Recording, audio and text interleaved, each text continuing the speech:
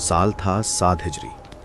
Medina से 150 kilometre दूर खजूरों के बागात के बीच खड़ा था दुनिया का वो मजबूत तरीन किला जिसे फतह करना उस वक्त नामुमकिन समझा जाता था। क्या मोहम्मद और उनके साथी ये सोचते हैं कि वो खैबर को फतह कर लेंगे? इन्हें अंदाजा भी नहीं कि हम किन चट्टानों के पीछे महफूज हैं। 10,000 से ज्यादा ट्रेन जंगजू, पहाड़ों की चोटियों पर बने 8 नए फोर्ट्स और एक ऐसा दुश्मन जो सदियों से हारा नहीं था। अरब का कोई लश्कर इन दीवारों को नहीं फुलांग सकता। मुसलमान यहां आएंगे जरूर, मगर वापस जिंदा नहीं जाएंगे। मुसलमानों का लश्कर थका हुआ था, लेकिन फिर एक ऐसी पेशगोई हुई जिसने तारीख बदल दी। आज की इस वीडियो में हम देखेंगे दुनिया की वो तारीखी जंग जहां हजरत अली रजी अल्लाह अन्हु ने वो कारनामा कर दिखाया जो आज भी साइंस और दिमाग को दंग कर देता है। चलिए शुरू करते हैं the siege of Khaybar. Khaybar सिर्फ खजूरों का बाग नहीं था, बल्कि अरब के शुमाल यानी नॉर्थ में यहूदियों की ताकत का सबसे बड़ा मरकज था। यहाँ के लोग माहिर जंगजू और तिजारत के बादशाह थे, लेकिन मसला ये था कि खैबर मदीना के खिलाफ साजिशों का हेडक्वार्टर बन चुका था। मक्का के कुफ्फार हों या दूसरे कबाइल, सबकी डोरें यहीं से हिलाई जा रही थीं। हमारे किले, किला-ए नाइम, किला-ए कुम्स, ये सिर्फ इमारतें नहीं, मौत के कुएं हैं। दुश्मन को अपनी ताकत पर पूरा यकीन था और हकीकत भी यही थी कि खैबर के 8 किले आपस में अंडरग्राउंड सुरंगों से जुड़े हुए थे। खाना, पानी, हथियार, इनके पास सालों का राशन जमा था। ग़ज़वे खंदक में नाकामी के बाद भी खैबर के यहूदी बाज नहीं आए थे। वो मदीना पर एक और बड़े हमले की तैयारी कर रहे थे। उन्होंने अरब के जंगजू कबीले बनु कुतफान, जो मुसलमानों के सख्त दुश्मन थे, को लालच दिया कि अगर वो मुसलमानों के खिलाफ लड़ेंगे तो खैबर की आधी पैदावार उन्हें दी जाएंगी। ये इत्तेहाद मदीना के लिए एक बहुत बड़ा खतरा बन चुका था। मुहर्रम 7 हिजरी, अभी सूरज की किरणें जमीन पर पड़ी भी ना थीं कि शहर के दरवाजे पर मोहम्मद सल्लल्लाहु अलैहि वसल्लम और उनका लश्कर नमूदार हुआ। ये नज़ारा इतना हैबतनाक था कि यहूदियों के हाथों से सामान छूट गया और हर तरफ पुकार मच गई, मोहम्मद और लश्कर आ गए। उस वक्त रसूलुल्लाह सल्लल्लाहु अलैहि वसल्लम की ज़बान मुबारक से ये तारीख़ी अल्फाज अदा हुए जो आज भी तारीख़ की किताबों में महफूज हैं। अल्लाह सबसे बड़ा है, खैबर बर्बाद हो गया, क्योंकि जब हम किसी कौम के आंगन में उतरते हैं तो डराए गए लोगों की सुबह बहुत बुरी होती है। जंग शुरू हुई। शुरुआती दिनों में मुसलमानों ने छोटे किले जैसे किला नाइम और किला सौब फतह कर लिए, लेकिन जैसे जैसे फौज आगे बढ़ी मुकाबला सख्त होता गया। खाना खत्म हो रहा था, सर्दी शदीद थी, सहाबाए किराम रदियल्लाहु अन्हुम भूख से निढाल थे, लेकिन हौसले हिमालय से बुलंद। या रसूल अल्लाह सल्लल्लाहु अलैहि वसल्लम, दुश्मन ऊंची पहाड़ियों से तीर बरसा रहा है और किला क़िम्मस का दरवाज़ा टूटने का नाम नहीं ले रहा। दिन गुजरते गए, 20 दिन से ज़्यादा का वक्त हो चुका था। किला कुम्स, जो सबसे बड़ा और मजबूत किला था, वहां आकर लश्कर रुक गया। कई बड़े सहाबा ने कोशिश की, लेकिन फतह नसीब ना हुई।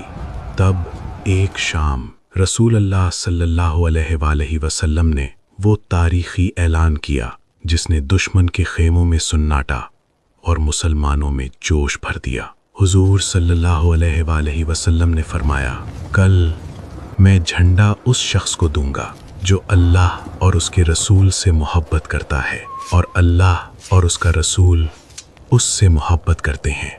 अल्लाह उसके हाथों फतह नसीब करेगा। अगली सुबह हर सहाबी की ख्वाहिश थी कि वो खुशकिस्मत वही हों, लेकिन आवाज दी गई, अली कहाँ हैं? हजरत अली रजी अल्लाह अन्हु को आशूबे चश्म था, आंखें खुल नहीं रही थीं। नबी सल्लल्लाहु अलैहि वसल्लम ने अपना लुआबे दहन लगाया और दुआ की। हजरत अली ऐसे ठीक हुए जैसे दर्द कभी था ही नहीं। शफायाब होने के बाद हुजूर सल्लल्लाहु अलैहि वसल्लम ने इस्लामी लश्कर का सफ़ेद झंडा अलम शेर खुदा के हाथ में थमाया। حضرت علی تیزی سے قلعے کی طرف بڑھے۔ ابھی وہ میدان میں پہنچے ہی تھے کہ قلعے کا دروازہ کھلا اور خیبر کا دیو ہیکل جنگجو باہر نکلا۔ میں مرہب ہوں، جسے خیبر کا ہر بچہ جانتا ہے۔ میری تلوار کا رنگ خون سے لال ہے۔ کون ہے جو آج اپنی موت لینے آئے گا؟ اس پہاڑ جیسے آدمی کے سامنے شیر خدا حضرت علی رضی اللہ عنہ نکلے۔ انہوں نے اپنی تلوار ذوالفقار لہرائی اور کہا، میں وہ ہوں جس کا نام میری ماں نے حیدر یعنی شیر رکھا ہے۔ بس پھر کیا تھا، پلک جھپکتے ہی حضرت علی نے مرہب کا کام تمام کر دیا۔ دشمن بھاگ کر قلعے میں گھس گیا اور دروازہ بند کر دیا، لیکن آج علی رضی اللہ عنہ کو روکنا ناممکن تھا۔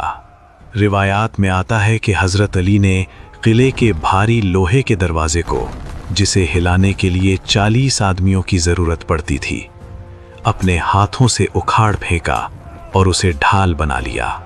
قلعہ قمس فتح ہو چکا تھا، ناممکن اب ممکن بن چکا تھا۔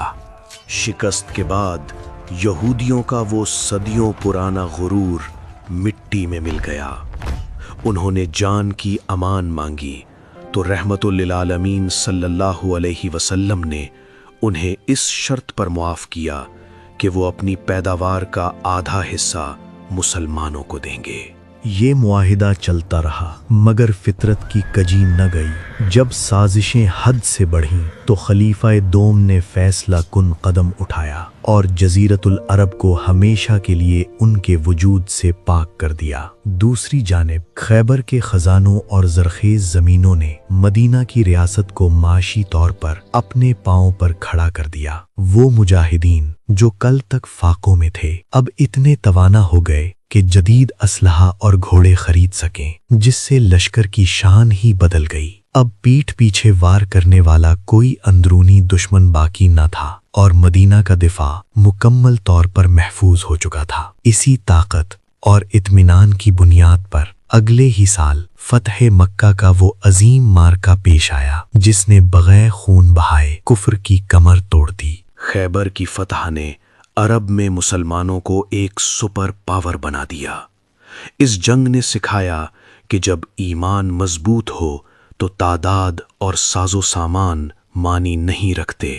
جہاں بڑے بڑے منصوبے فیل ہو گئے، وہاں حضرت علی رضی اللہ عنہ کی بہادری اور نبی صلی اللہ علیہ وسلم کی دعا نے فتح دلائی۔ آج بھی خیبر کے کھنڈیرات اس تاریخی دن کی گواہی دیتے ہیں۔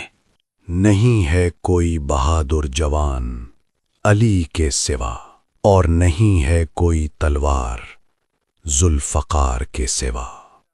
اگر آپ کو یہ ویڈیو پسند آئی تو لائک اور سبسکرائب ضرور کریں۔